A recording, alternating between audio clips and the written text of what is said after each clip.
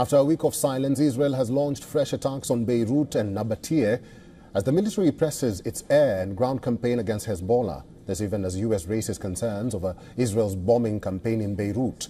Israeli military is all guns blazing to wipe out the Iran-backed group in Lebanon. The IDF troops have been targeting Hezbollah's command centers, bunker networks, tunnel networks and arms caches as it expands its ground offensive in Lebanon.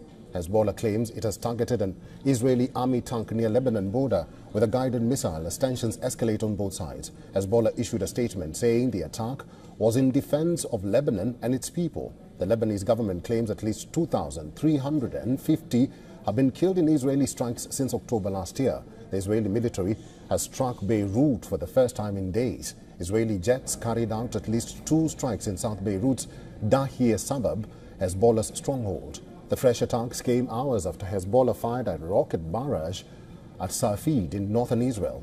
The IDF claims Israeli Air Force fighter jets guided by intelligence operatives struck an underground weapons cache belonging to the Iran-backed group.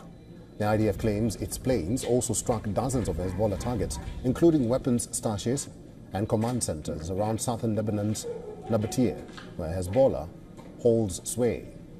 Lebanese security sources say that the mayor of Nabatea and 5 others have been killed in the strike, which they say hit municipal infrastructure in the city.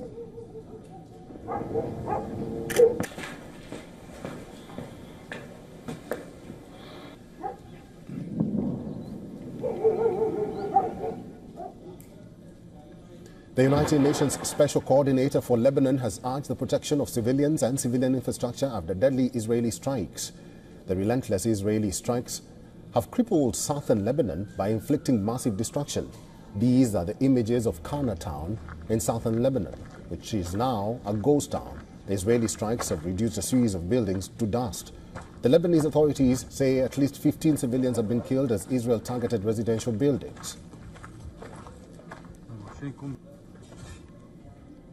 And for the latest, our correspondent Jody Cohen has sent us this report from Ra'anana. Washington has warned Israel that its military aid is contingent on Israel increasing aid to Gaza. An Israeli official has said that they're reviewing the letter and would address the concerns raised. And Israeli government spokesperson David Mencer outlined the amount of aid that is entering Gaza, saying that 530 trucks worth of aid are still awaiting collection for distribution by the UN. President Biden has also made it clear that he opposes an Israeli strike on Iran's oil or nuclear program, although the US understands that Israel needs to respond to Iran's ballistic missile attack. Israel has said that it would always listen to its closest allies, but that ultimately Israel will make a decision on how to respond based on its national interests. Mencer said that's always been the case, is the case with any country that takes its security seriously, and the US understands that. This is Jody Cohen for WION World is One. For all the latest news, download the WION app and subscribe to our YouTube channel.